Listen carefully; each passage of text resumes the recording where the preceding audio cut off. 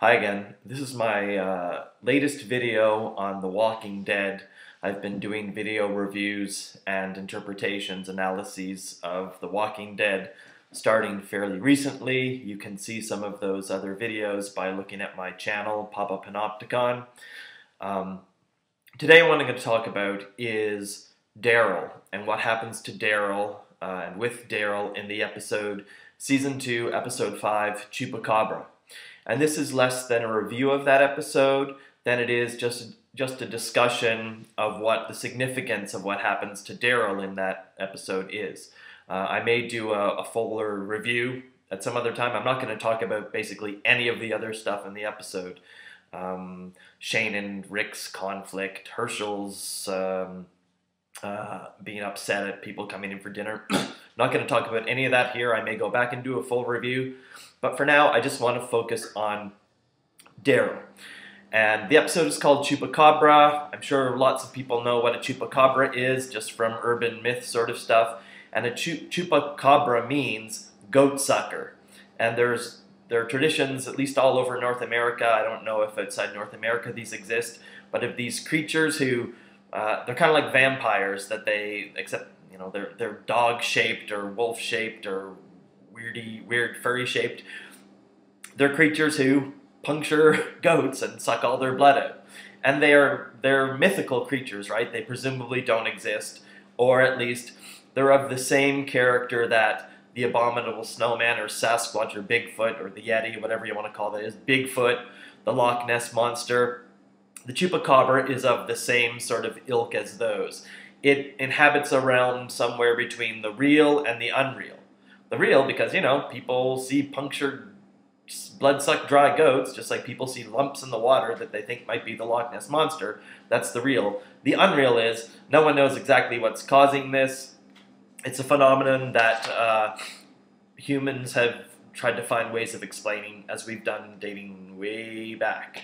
Remember, Apollo, the sun god, was supposed to drive a chariot across the sky, which was the rising and setting of the sun. That was the way that the ancient Greeks explained, you know, the laws of the universe in a way. They're past that now. Chupacabra is kind of the same deal. When Dale is setting out at the beginning of the episode to search for Sophia again, Dale says, you know, maybe you'll find a Chupacabra too, and Dale glares at him, and then Dale says that Daryl told him that he was out squirrel hunting one time and saw a Chupacabra. So they tease him a little bit about this. It's less important that they're teasing him here than that one of the things we learn about Daryl here is either that he's open to superstition, he sees the Chupacabra, or he's also he's able to see things beyond just the real and the literal, that he's capable of having what I'm going to call visions. Because one way of reading this episode is as a vision quest, that Daryl has a vision, as we're going to see, out there in the forest that's going to give him a future direction for his life. And that's what a vision quest is. A vision quest is, at least in North American First Nations or Aboriginal or whatever you want to call it, Native Americans, we'll call it that. In Native American cultures, the vision quest is an actual rite of passage. It's something that adolescent boys do, so, you know, after the age of 10 or 11, and they go out into the wilderness alone, and while they're out there, they're supposed to commune with the spirit world, right? They're supposed to kind of become one with the spirit world. And they have a vision, kind of like Daryl has a hallucination. They have a vision, and when they come out of that vision, they're given a message. And the message is something that will guide them in the right direction for their future life. So that's what I'm going to argue happens here. That Daryl, when he's hallucinating, is actually experiencing a vision, like the vision quest of Native North American cultures. Just to cement, because you might be saying, what does this have to do with Native North Americans or anything? Remember, in the episode Cherokee Rose, we learned that Daryl is actually, he knows a lot about Native North American culture, and he's really connected to or attuned to it. When he's out looking for Sophie and he spots that flower, the Cherokee rose, he takes it back to Carol in a beer bottle in the Winnebago and says, this is for you. And he says it's a Cherokee rose. And he explains the symbolic meaning of the Cherokee rose.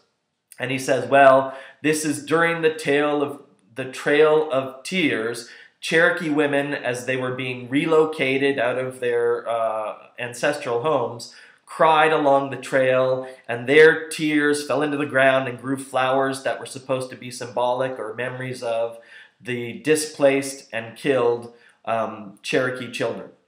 It's more than just Cherokee First Nations who are involved in this, but since it's called Cherokee Rose, I'll limit it to that for now.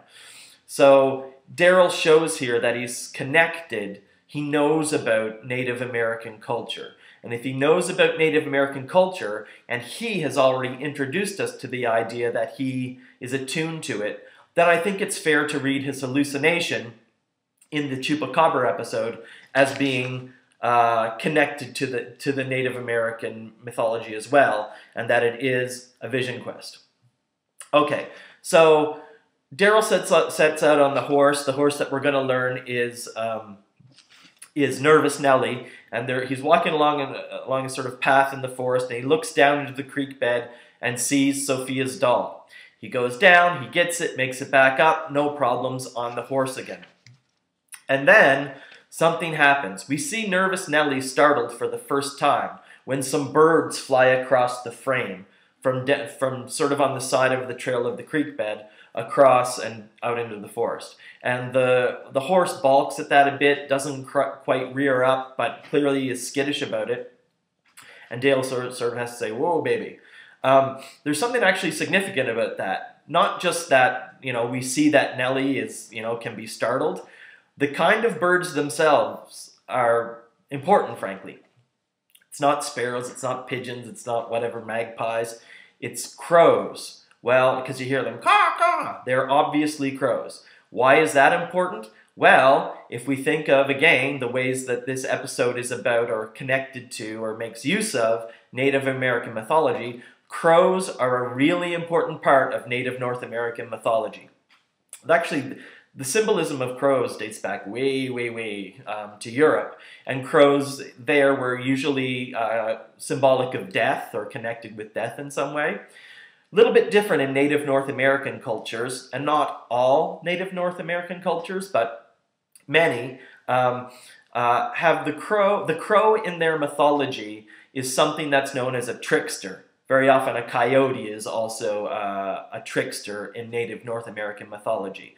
And what does a trickster do? Well, the trickster is a kind of playful, devious creature who often does things to mess with the lives of Aboriginal people in Aboriginal mythology. Aboriginal means the same thing as Native North American or First Nations.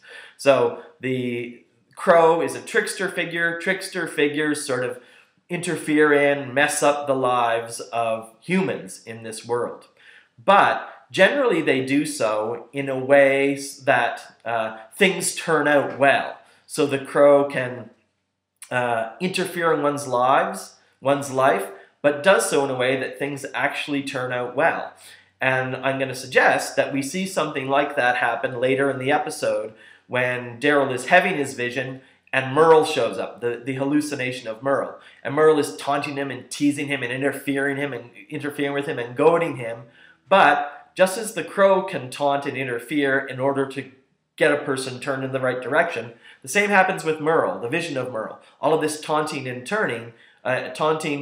goading is what helps to urge Daryl to suck it up and climb up to the forest again from the creek. And I'll say more about that again in a moment. It's after this that, right after the crows fly, that we see the snake and Nellie rears and down falls Daryl down to the creek bed. And the first thing we see him with the arrow stuck through his side, and there are actually some Judeo-Christian ways of interpreting that, but I'm going to skip those here. Can't do it all. But we see again Daryl the survivalist. His first response, rips off his sleeves, makes a tourniquet so that above where the arrow is, so that he'll help to stem the flow of blood down to that wound. So he begins his climb, and his climb is an example really of his, we see his exertion, but it's also about his determination, right? That when he sets his mind to something, he's going to do it. Just as he set his mind to trying to find Sophia. That becomes, I think, important later on, as I said in a previous review, when Rick sort of has had it with Shane before what happens in the Better Angels episode. When Rick has had it with Shane, he can't take the dissension anymore. It's Daryl that he chooses as his new deputy or lieutenant. Why does he do that? Well, one reason is that Daryl is an incredibly determined, incredibly practical-minded sort of guy. So he makes a good sort of compliment to Rick. So we see Merle now. Merle is pushing and taunting at Daryl. And we know that this is a hallucination because the Merle who is talking to Daryl has his hand, right? He says, you know, you're doing this for the same people who cut my hand, who left me behind. They had to cut off my hand, and we see that his hand is actually there. I want to take a brief pause from interpretation to say, if people are wondering, do people really hallucinate like that when they're in pain? I can tell you, I have first-hand experience. I got whacked in the jaw with a lighting pipe one time, and I developed an abscess in my gum, and I spent about a day and a half entirely hallucinating. I hallucinated that there was a war happening in my mouth, and I was reporting on the war, on the battle that was going on this side of my mouth from my safe perch on this side of my mouth. And I thought later, you know, maybe that was just a dream. But the girlfriend of my roommate told me later that she called and I answered the phone and that I was reporting on a war on the phone too. So you can actually hallucinate like this, and trust me, it's very, very vivid. So anyhow, he's hallucinating that he sees Merle. And Merle really chastises him and teases him. And he says, what, you're taking a siesta? What do? You want a foot rub? What are you doing this for? He's saying, you know, why have you connected yourself to the group? What are you doing this for? They think you're an oddity, you're a redneck, you're a clown, and they'll scrape you off the sole of their shoe like dog shit. They ain't your kin, they ain't your blood.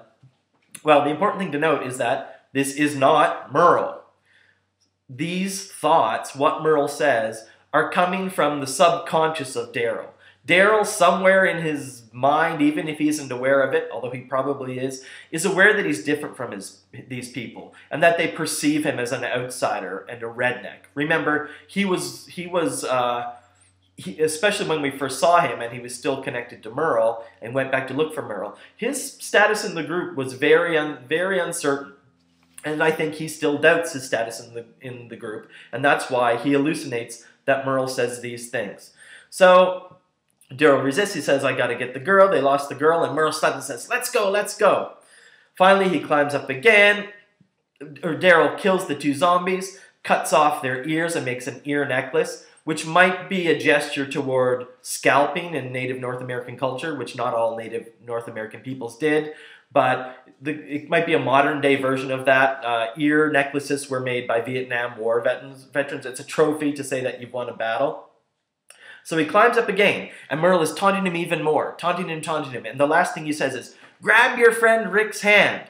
Well, that's important. Clearly Merle isn't Rick. When he calls himself Rick and Daryl climbs up because he's determined to get at him, that suggests the future direction for Daryl's life. Remember, the Vision Quest teaches one a future direction for his life. This is Daryl's. He's decided that he is part of the group, that he is going to side with Rick, that he is going to take his friend Rick's hand, as he says, as Merle says. So Daryl gets shot by Andrea because he looks exactly like a walker, and he's being cared for. And Carol comes to him and says, you know, and thanks him for what he did. She kisses him. He says, "Oh, watch the stitches." He doesn't want that affection, and he says, "Anyone would have done that." And she says, "I know. You're every bit as good as them." Remember what Merle said? They think you're a piece of dog shit. They'll scrape off your shoe. Carol says, you're every bit as good as them. Daryl has had the vision, has decided figuratively to grab Rick's hand, the top of the slope, to grab Rick's hand, to be part of the group, and Carol finishes that arc for Daryl by saying, you're every bit as good as them. So Daryl is now completely and entirely part of the group. He knows that he is. He's had the vision that's led him to a reckoning of his belonging. Thanks.